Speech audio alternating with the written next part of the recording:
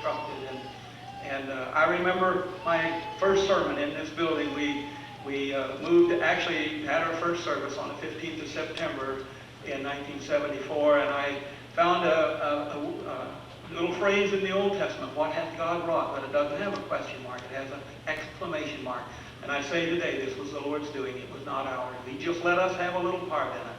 And we're glad that we were privileged to come and have a little part in it today. Now, I'm going to embarrass my wife, but I want to tell you something. Most pastors, they go to churches and maybe have a full head of hair and leave without very much, but it's the other way around for me. Those of you don't understand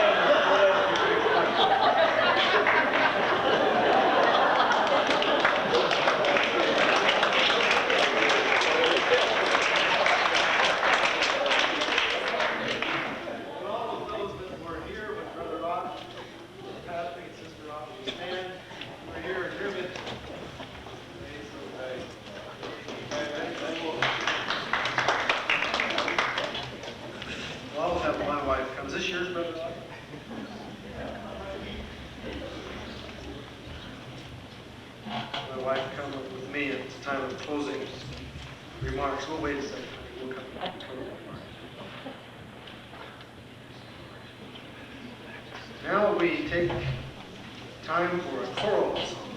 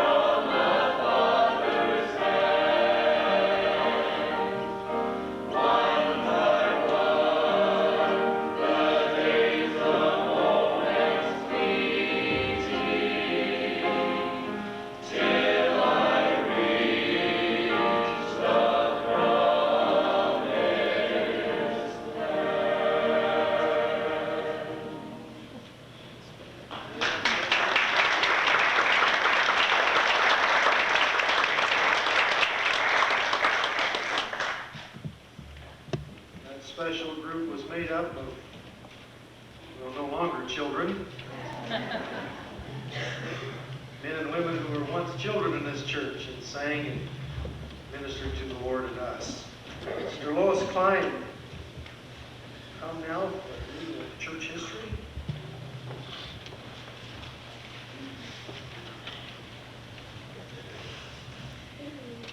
Our roots began when the Holy Spirit was outpoured on January 1st, 1901 at Charles Parham's Bible School in Topeka, Kansas. In 1905, Reverend Parham moved his school to Houston, Texas, and one of his students there was a black holiness preacher named William Seymour. Brother Seymour traveled to Los Angeles, where his preaching sparked the Azusa Street Revival of 1906. It is thought that Florence Crawford brought the revival message to the Pacific Northwest, having received the Holy Spirit there in Los Angeles. She settled in Portland, Oregon, establishing the headquarters of an independent fellowship which she called the Apostolic Faith. An evangelist from Oregon, M.L. Ryan, came to Spokane early in 1907 and held meetings. One of those attending those revival meetings was Brother Bourne, grandfather of our Northwest District Assistant Superintendent, who lived in Latah. He was the first in that area to receive the Holy Spirit. Another Latah family, the Pittmans, held prayer meetings in their home. Cora Fritsch from Edwall was visiting her girlfriend, Rose Pittman, and was also baptized in the Spirit at that time. She brought the good news home to Edwall, and the message was spread to her relatives, the Fritches, Kleins, Ruxes, and the Sam Bursch family. Reverend R.D. Stryfeller, who was the father of Etta Wentland and Willa Klein, who was pastoring in Reardon, was also filled with the Spirit as a result of those Spokane meetings.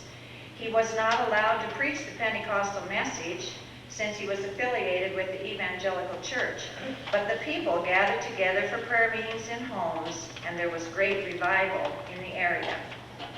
A community Sunday school was being conducted in the Duck Lake area, west of Harrington, with Ben Hoffman leading.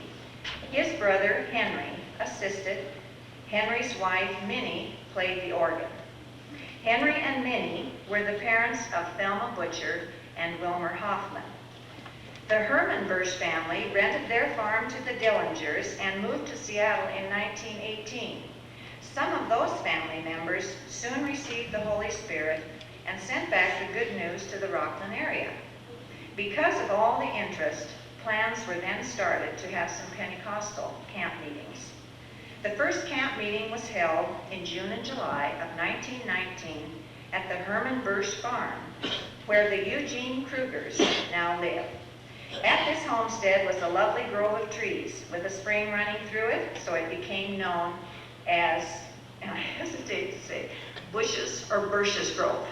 But to me it was always Bursch's, but I have heard old timers refer to it as Bushes Grove. The meeting was conducted by evangelist John McConnell and R.D. Stryfeller, who by this time had left the Evangelical Church. Over 100 conversions resulted from these meetings, and about 80 people were baptized in the Holy Spirit. Conditions were rather primitive. There was no running water except for the stream nearby, and cooking and sanitation had to be adapted to the surroundings. Some people stayed in tents, while others stayed at nearby homes. A 3-pole tent was brought in for the services.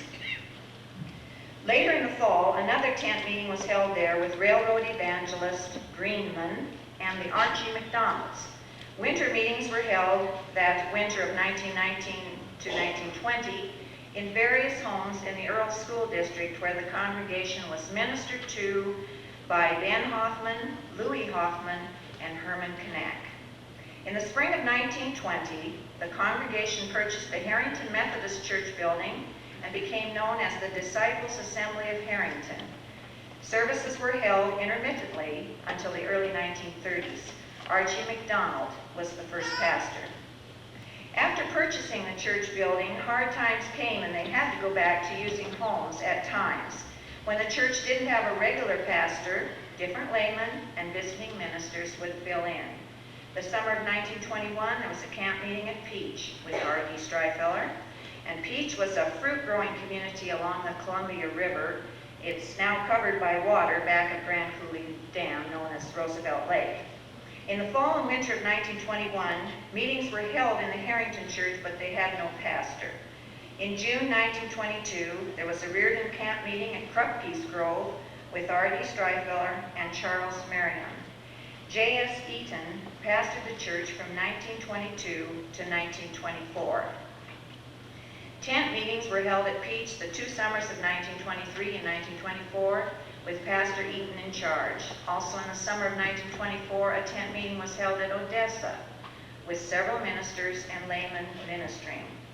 In 1926, evangelist Billy Blackburn from the Foursquare Church came through and held meetings, staying in the Charles Ruck's home, which was Beulah Olson's family. Billy Watson came a little later, plus meetings were held with Owen Grant. Among the people coming into the church at that time was the William Hardy family, with sons Wilbur, Richard, Bob, and Milt, and daughter Esther.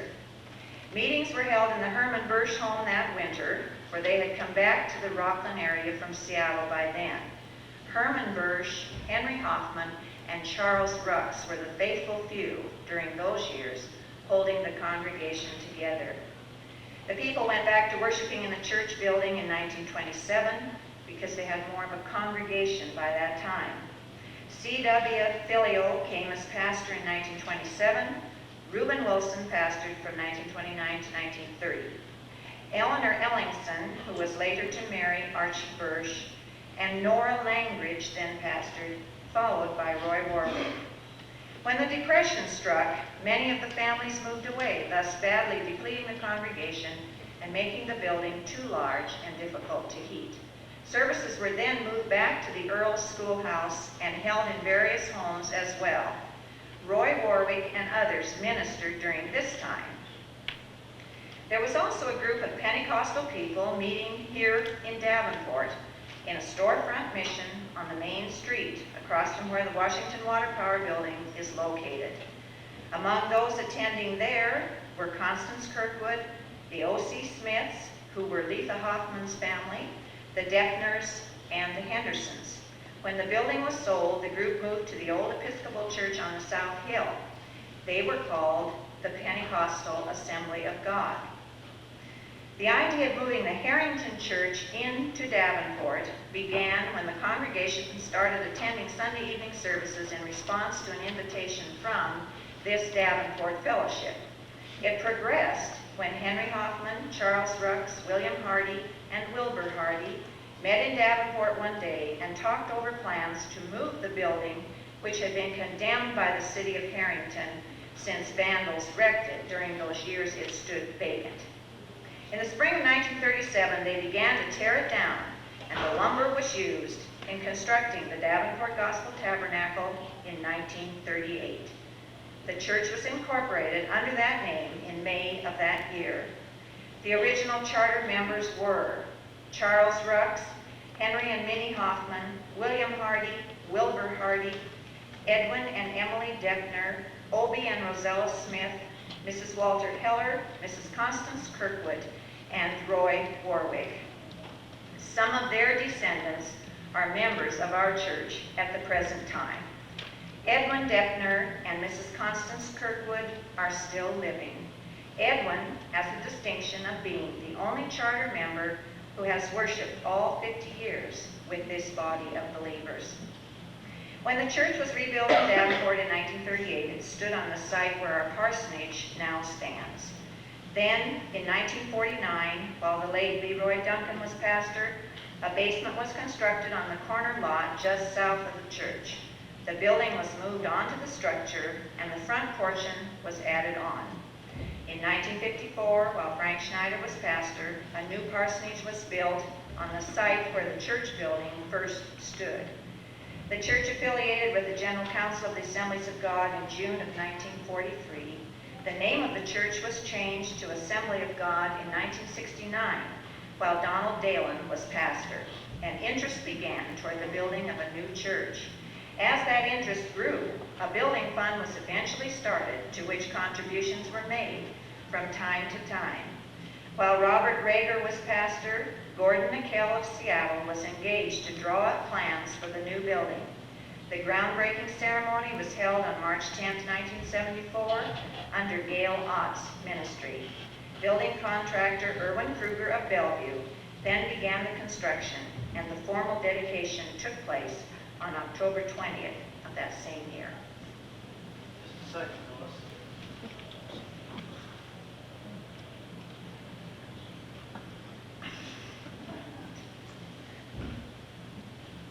You made comment.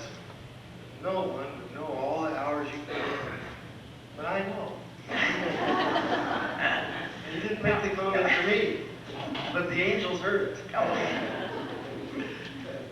And so what we have done, knowing that should the Lord tarry, we will need your help for a centennial celebration. Wanting you to be available. We have bought you this rose bush to plant as a memorial. It blooms every 50 years. The plant is a memorial, so each time you're digging the weeds out of this, you can just thank the Lord and put up a prayer for this church. We give you this because we love you and appreciation of the work that you did.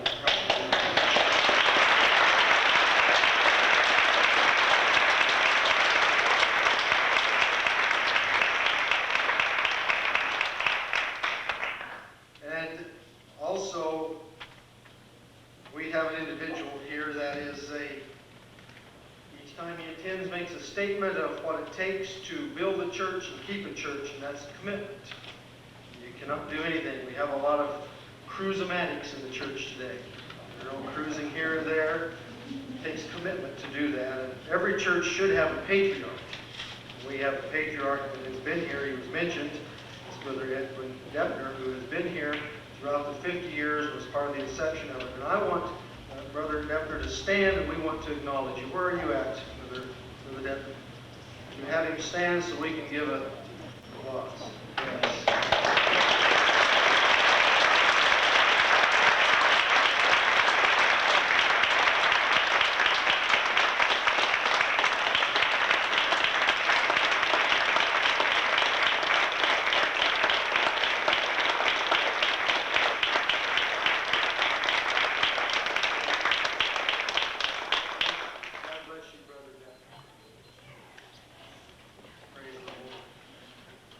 This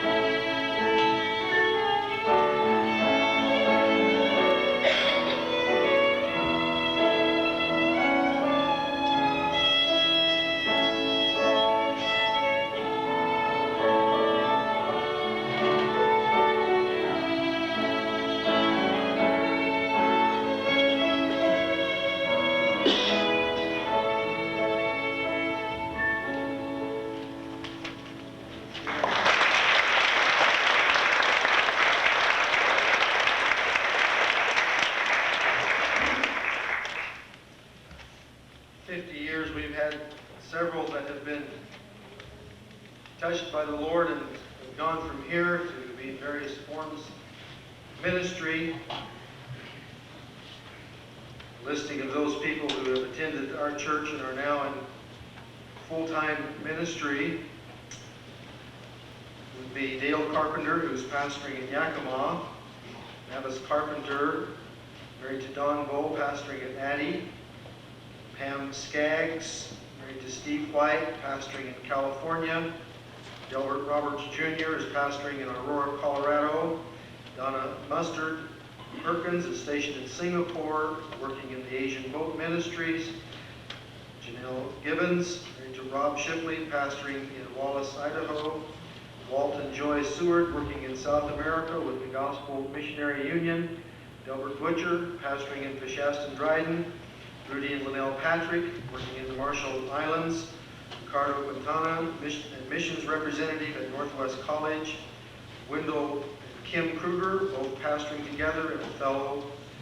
Mark Dalen, pastoring in Everett. And Dale Terry and his wife, Audrey Butcher,